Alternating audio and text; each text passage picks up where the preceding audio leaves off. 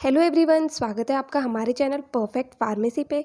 मैं हूं सुनीता कंवर और आज के वीडियो के अंदर हम जो फार्मास्यूटिकल ऑर्गेनिक केमिस्ट्री सब्जेक्ट है फोर्थ सेमेस्टर का, इसकी सेकेंड यूनिट जो है वो हम स्टार्ट करने वाले हैं। सो आज की वीडियो के अंदर हम बेसिक इंट्रोडक्शन देखेंगे ज्योमेट्रिकल आइसोमेरिज्म का, एंड जो नॉमेनक्लेचर होता है ज्योमेट्रिकल आइसोमेरिज्म का वो किस तरीके से होता है वो हम लोग देखेंगे। सो तीन तरीके से हो सकता है, एक तो होता है सिस ट्रांस, सेकेंड होता है ईजेड एंड थर्ड होता है सिन एंटी सिस्टम। ठीक है, तो इस तरीके से तीन तरीके होते हैं जिनके द्वारा नॉमेनक्लेचर किया जा सकता है ज्योमेट्रिकल आइसोमर्स का। सो बेसिकली ये दो टॉपिक्स जो है वो हम आज के वीडियो के अंदर कंप्लीटली कवर करने वाले हैं। तो अगर आप इन टॉपिक्स को अच्छे से समझना चाहते हैं तो प्लीज़ आप इस वीडियो को एंड तक देखिएगा। नोट्स जो हैं फोर्थ सेमेस्टर के वो हम कंप्लीटली फ्री जल्दी से जल्दी प्रोवाइड करने की कोशिश करेंगे वेबसाइट के ऊपर। तो इस चीज़ को जो है टेलीग्राम चैनल पर अपडेट कर दिया जाएगा कि कब नोट्स जो है वो किस यूनिट के अवेलेबल हो रहे हैं। तो उसके लिए आप टेलीग्राम चैनल ज्वाइन कर सकते हैं, वहाँ पर आपको सारी की सारी लेटेस्ट अपडेट्स जो है वो मिलती रहती हैं। तो चलिए आज का टॉपिक जो है वो स्टार्ट करते हैं। सबसे पहले जो है ज्योमेट्रिकल आइसोमेरिज्म होता क्या है। तो कंपाउंड्स जिनका सेम मॉलिक्यूलर फॉर्मूला होता है बट उनका जो स्पेस के अंदर अरेंजमेंट होता है एटम्स एंड ग्रुप्स का वो डिफरेंट होता है। एंड ज्योमेट्रिकल आइसोमेरिज्म के लिए डबल बॉन्ड होना जो है वो कंपलसरी होता है। तो सिंपली क्या हुआ कि कोई भी एक कंपाउंड है जिसके अंदर डबल बॉन्ड प्रेजेंट है, अब डबल बॉन्ड के अराउंड जो एटम्स एंड ग्रुप्स का अरेंजमेंट होता है स्पेस के अंदर वो डिफरेंट होता है एंड मॉलिक्यूलर फॉर्मूला जो है वो सेम होता है। तो उन कंपाउंड्स को जो है ज्योमेट्रिकल आइसोमर्स कहा जाता है एंड इस फिनोमिना को जो है ज्योमेट्रिकल आइसोमेरिज्म कहा जाता है। तो सिंपली इसकी डेफिनेशन क्या हो जाएगी, compounds having same molecular formula but different spatial arrangement of atoms or groups around the double bond are known as geometrical isomers and this phenomena is known as geometrical isomerism। जैसे कि हम लोग example देखते हैं, ये हमारे पास एक compound है, इसे बोलते हैं सिस टू ब्यूटीन। तो सिस जो है वो तो इसका नॉमेनक्लेचर हो गया कि इसके अंदर क्या है कि सेम साइड पर सेम ग्रुप प्रेजेंट है, इसलिए इसे सिस कहा जाता है। ठीक है, तो ये हो गया सिस टू ब्यूटीन एंड इसके अंदर डबल बॉन्ड प्रेजेंट है, इसलिए यहाँ पर ज्योमेट्रिकल आइसोमेरिज्म जो है वो इसके अंदर होगा। वहीं दूसरी तरफ ये है ट्रांस टू ब्यूटीन, इसके अंदर क्या है कि सेम ग्रुप्स जो है वो ऑपोजिट साइड पर प्रेजेंट है, तो इसलिए इसे कहेंगे ट्रांस टू ब्यूटीन। इसके अंदर भी डबल बॉन्ड प्रेजेंट है, तो इसके अंदर भी ज्योमेट्रिकल आइसोमेरिज्म जो है वो एग्जिस्ट करेगा। नाउ जो ये ज्योमेट्रिकल आइसोमेरिज्म होता है ये इसलिए होता है क्योंकि डबल बॉन्ड के अराउंड क्या होता है कि रोटेशन नहीं हो पाता। तो रेस्ट्रिक्शन ऑफ रोटेशन मतलब रोटेशन नहीं हो पाता डबल बॉन्ड के अराउंड, इसकी वजह से जो है ज्योमेट्रिकल आइसोमेरिज्म एग्जिस्ट करता है। अब जो ये डबल बॉन्ड के अराउंड रेस्ट्रिक्शन ऑफ रोटेशन रहता है, इसकी वजह से मेनली जो है दो आइसोमर्स जनरेट होते हैं। ठीक है, तो ये था basic introduction of geometrical isomerism and साथ में हमने यहाँ पर एग्जाम्पल भी लिख दिए ज्योमेट्रिकल आइसोमेरिज्म के। नाउ नेक्स्ट हम डिस्कस करते हैं नॉमेनक्लेचर ऑफ ज्योमेट्रिकल आइसोमर्स, मतलब जो अलग अलग आइसोमर्स होते हैं उनकी नेमिंग जो है वो किस तरीके से करी जाती है वो हम लोग यहाँ पर देखेंगे। तो नेमिंग के लिए हमारे पास 3 सिस्टम्स होते हैं, उन तीनों को ही हम यहाँ पर डिस्कस करेंगे। सबसे पहला आता है सिस ट्रांस सिस्टम, सेकेंड आता है ईजेड सिस्टम एंड थर्ड आता है सिन एंटी सिस्टम। सो सिस ट्रांस जो होता है इसके अंदर क्या होता है, इसके अंदर सिस आइसोमर तब होता है जब क्या होता है कि डबल बॉन्ड के साथ में जो सेम एटम्स है वो सेम साइड पे प्रेजेंट हो, तो उसे जो है सिस आइसोमर कहा जाता है। एंड अगर सेम एटम्स जैसे ए है वो ऑपोजिट साइड पे प्रेजेंट है, बी है वो भी ऑपोजिट साइड पर प्रेजेंट है, तो उसे जो है ट्रांस आइसोमर कहा जाता है।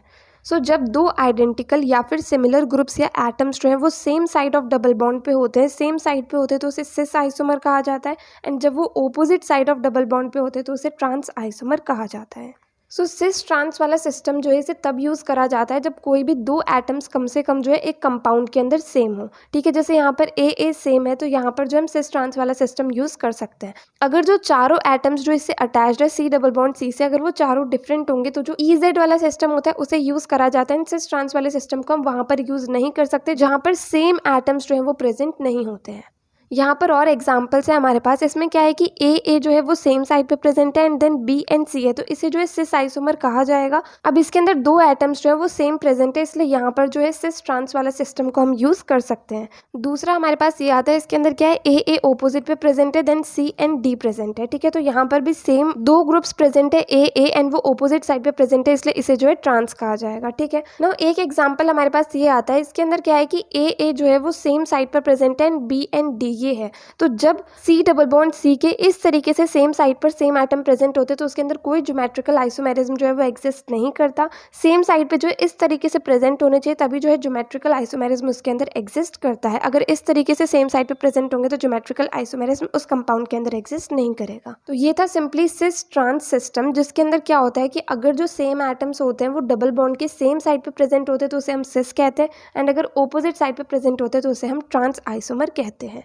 नाउ सेकंड जो है वो आएगा EZ सिस्टम ऑफ नॉमेनक्लेचर। तो एक ऐसा मॉलिक्यूल जिसके अंदर क्या होगा कि चारों के चारों एटम्स जो अटैच्ड है वो डिफरेंट होंगे, तो वहाँ पर हम EZ सिस्टम जो है नॉमेनक्लेचर का उसे यूज़ करते हैं। अब यहाँ पर E का मतलब होता है एंटीगेन, ये जो है एक जर्मन वर्ड होता है, इसका मतलब होता है अक्रॉस या फिर ऑपोजिट। E जो होता है वो ट्रांस के जैसा होता है, एंड Z जो है इसका मतलब होता है जूसामैन, एंड इसका जो मीनिंग होता है इंग्लिश के अंदर वो होता है टुगेदर, एंड इसका मतलब है कि सिस आइसोमर जो होता है जिसके अंदर सेम साइड प्रेजेंट होते हैं वो Z की तरह होता है, एंड ट्रांस आइसोमर जिसके अंदर ऑपोजिट प्रेजेंट होते हैं वो E की तरह होता है। ठीक है, अब EZ सिस्टम के अंदर क्या होता है, चारों के चारों एटम्स जो होते हैं वो डिफरेंट होते हैं। तो इसके अंदर हम नेमिंग किस तरीके से करते हैं, तो इसके अंदर जो CIP रूल्स होते हैं उसके ऊपर बेस्ड होता है ये सिस्टम। CIP रूल्स जो है वो हमने फर्स्ट यूनिट के अंदर डिस्कस करे थे। तो वो रूल सिंपली क्या थे, उसके अंदर फर्स्ट रूल ये था कि अगर जो चारों एटम्स अटैच्ड है वो डिफरेंट होंगे तो प्रायोरिटी जो है वो एटॉमिक नंबर के ऊपर डिपेंड करती है। ठीक है, जिसका जो है एटॉमिक नंबर ज़्यादा होगा उसे हाईएस्ट प्रायोरिटी मिलती है। सेकंड रूल ये आता है कि अगर दो एटम्स जो है वो आइसोटोप है सेम एलिमेंट के, तो एटम जिसका मास नंबर ज़्यादा होगा उसे हाईएस्ट प्रायोरिटी मिलेगी। देन थर्ड इसके अंदर ये आता है कि अगर दो एटम जो कि कायरल सेंटर से अटैच है वो सेम है, तो हम जो प्रायोरिटी डिसाइड करेंगे वो नेक्स्ट एटम को देख करके डिसाइड करेंगे। एंड नेक्स्ट रूल ये आता है कि अगर डबल या ट्रिपल बॉन्ड प्रेजेंट है किसी कंपाउंड के अंदर तो दोनों एटम्स जो होंगे उन्हें डबल या फिर ट्रिपल जो है करके माना जाएगा। ठीक है, तो ये थे हमारे CIP रूल्स जो कि हमने फर्स्ट यूनिट के अंदर डिस्कस करे थे। तो इस तरीके से हमारे पास कोई भी कंपाउंड होता है तो उसके अंदर हम एक साइड वालों को प्रायोरिटी दे देते हैं, दूसरी साइड वालों को प्रायोरिटी दे देते हैं, फर्स्ट सेकेंड या फिर जिस भी तरीके से है वैसे हम इसको प्रायोरिटी दे देते हैं। उसके बाद में क्या होता है कि अगर जो हाईएस्ट प्रायोरिटी वाले एटम्स है वो अगर सेम साइड पे प्रेजेंट होते हैं तो उसे हम Z कंसिडर करते हैं। ठीक है, एंड अगर जो हाईएस्ट प्रायोरिटी वाले एटम्स या ग्रुप्स होते हैं वो ऑपोजिट साइड पे प्रेजेंट होते हैं तो उसे हम E नाम जो है वो देते हैं। ठीक है, तो सिंपली EZ सिस्टम के अंदर क्या होगा, सबसे पहले हम प्रायोरिटी डिसाइड करेंगे CIP रूल्स के अकॉर्डिंग। जैसे एक साइड हमने प्रायोरिटी दे दी, जैसे हम इस एग्जाम्पल को देखते हैं तो इसके अंदर जो प्रायोरिटी है वो कार्बन को मिलेगी क्योंकि इसका एटॉमिक नंबर ज़्यादा होता है एज कम्पेयर टू हाइड्रोजन, तो फर्स्ट प्रायोरिटी इसे मिल जाएगी एंड सेकंड इसे मिल जाएगी। दूसरी साइड हम लोग देखेंगे तो यहाँ पे फर्स्ट प्रायोरिटी इसे मिल जाएगी एंड सेकंड प्रायोरिटी इसे मिल जाएगी। अब इसके बाद में हम लोग ये देखेंगे कि जो हाईएस्ट प्रायोरिटी एटम्स या ग्रुप्स है वो सेम साइड पे है कि ऑपोजिट साइड पे है। तो इसमें सेम साइड पे, तो सेम साइड पे होते हैं तो उसे हम Z नाम देते हैं, एंड अगर ऑपोजिट साइड पे प्रेजेंट होता है तो उसे हम E नाम देते हैं। तो इस तरीके से होता है EZ सिस्टम ऑफ नॉमेनक्लेचर। तो ये जो है ये हो जाएगा Z मैलिक एसिड, ये जो है ये हो जाएगा E फ्यूमेरिक एसिड। और हम इसके एग्जाम्पल देख लेते हैं, जैसे यहाँ पर आयोडीन एंड ब्रोमीन में से आयोडीन को प्रायोरिटी मिलेगी तो ये फर्स्ट हो जाएगा, ये सेकंड हो जाएगा। फ्लोरीन एंड क्लोरीन में से क्लोरीन को प्रायोरिटी मिलेगी तो ये फर्स्ट हो जाएगा और ये सेकंड हो जाएगा। तो इसके अंदर हाईएस्ट प्रायोरिटी वाले एटम्स जो है वो सेम साइड पे प्रेजेंट है तो इसका जो नॉमेनक्लेचर होगा वो Z हो जाएगा। इस कंपाउंड को हम Z नाम देंगे। एंड दूसरी तरफ हम लोग इसमें देखें तो फ्लोरीन एंड क्लोरीन में से क्लोरीन को प्रायोरिटी मिलेगी एंड CH3 एंड C2H5 में से C2H5 को प्रायोरिटी मिलेगी। तो यहाँ पर भी जो हाईएस्ट प्रायोरिटी वाले एटम्स या ग्रुप्स है वो सेम साइड पे, तो इसका नॉमेनक्लेचर जो है वो भी Z हो जाएगा। ठीक है, तो इस तरीके से होता है EZ system of nomenclature. Now next जो आता है वो आता है सिन एंटी नॉमेनक्लेचर सिस्टम। तो इसके अंदर क्या होता है कि ऑक्सीम्स जो होते हैं उन्हें सिन एंटी सिस्टम के द्वारा नेमिंग उनकी करी जाती है। अब ऑक्सीम्स क्या होते हैं कि वो क्लास ऑफ कंपाउंड होती है जो एल्डिहाइड या फिर कीटोन्स को हाइड्रोक्सिल अमीन के साथ जब एसिडिक मीडियम के अंदर ट्रीट करा जाता है तो उससे जो कंपाउंड्स मिलते हैं उन्हें ऑक्सीम्स कहा जाता है। अब जो ऑक्सीम्स हमें एल्डिहाइड से मिलते हैं उन्हें एल्डोक्सिम कहा जाता है, एंड जो ऑक्सीम्स हमें कीटोन से मिलते हैं उन्हें कीटोक्सिम कहा जाता है। ऑक्सीम्स जो हैं उनमें syn anti system of nomenclature present होता है, एंड कंपाउंड्स जिनमें C double bond N present है या फिर N double bond N present है उनके अंदर भी सिन एंटी सिस्टम जो है उसे यूज़ करा जाता है नॉमेनक्लेचर के लिए। पहले हम देखते हैं एल्डोक्सिम्स जो है इनका नॉमेनक्लेचर किस तरीके से होता है। तो एल्डोक्सिम्स जो हैं ये वो ऑक्सीम्स होते हैं जो कि एल्डिहाइड से बनते हैं। सो एल्डोक्सिम्स के अंदर सिन नेमिंग जो है वो उन कंपाउंड्स को दी जाती है जिनके अंदर क्या है कि हाइड्रोजन एंड हाइड्रोक्सिल ग्रुप जो है वो डबल बॉन्ड की सेम साइड पर प्रेजेंट होते हैं। ठीक है, सिन का मतलब वैसे भी सिस की तरह ही होता है कि मतलब सेम साइड पे प्रेजेंट होना, एंड एंटी का मतलब ऑपोजिट साइड पे प्रेजेंट होना, मतलब ये ट्रांस की तरह होता है। तो एल्डोक्सिम्स के अंदर अगर हाइड्रोजन एंड हाइड्रोक्सिल ग्रुप जो है वो डबल बॉन्ड की सेम साइड पे प्रेजेंट है तो उसे जो है सिन कहा जाएगा। तो यहाँ पर सेम साइड पे प्रेजेंट है तो ये हो जाएगा सिन बेंजल डॉक्सिम। एंड इसके अंदर क्या है, हाइड्रोजन एंड हाइड्रोक्सिल ग्रुप जो है वो डबल बॉन्ड की ऑपोजिट साइड पे प्रेजेंट है तो ये हो जाएगा एंटी बेंजल डॉक्सिम।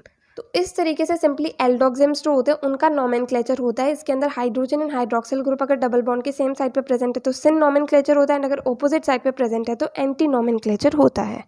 नेक्स्ट आते हैं कीटोक्सिम्स। कीटोक्सिम्स का नॉमेनक्लेचर किस तरीके से होता है, इसके अंदर अगर जो फर्स्ट नेम्ड ग्रुप एंड जो हाइड्रोक्सिल ग्रुप है वो अगर सेम साइड पे प्रेजेंट होते हैं तो उसको जो नेम दिया जाता है वो सिन दिया जाता है। एंड अगर first named group and hydroxyl group जो है वो ऑपोजिट साइड पे प्रेजेंट है तो उसे जो है एंटी नाम दिया जाता है।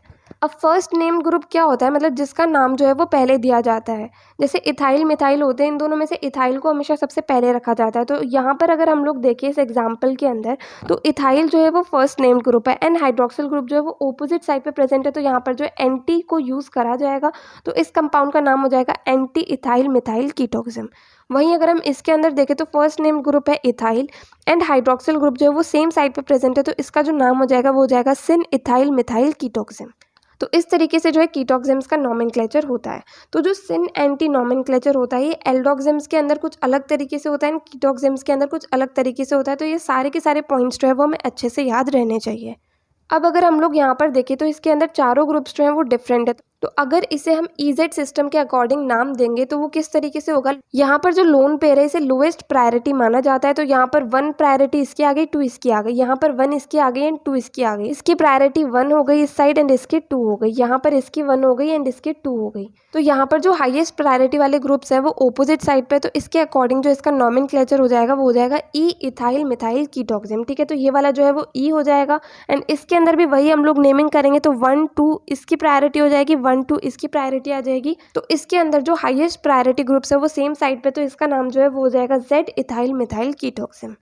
तो जैसे अगर चारों ग्रुप्स डिफरेंट होंगे तो उसे हम ईजेड सिस्टम से भी नेमिंग दे सकते हैं। ठीक है, तो इस तरीके से यहाँ पर हमारा basic introduction of geometrical isomerism and जो नॉमेनक्लेचर है ज्योमेट्रिकल आइसोमेरिज्म का जिसके 3 सिस्टम है वो सब हमने यहाँ पर अच्छे से डिटेल के अंदर डिस्कस कर लिए हैं। अगर आपको इस वीडियो के अंदर कोई भी डाउट आया तो आप कमेंट सेक्शन में पूछ सकते हैं। और अगर आपको ये वीडियो हेल्पफुल लगी तो प्लीज़ आप इस वीडियो को लाइक करना, ज़्यादा से ज़्यादा लोगों को शेयर करना और चैनल को सब्सक्राइब करना। थैंक यू सो मच इस वीडियो को एंड तक देखने के लिए एंड चैनल को सपोर्ट करने के लिए।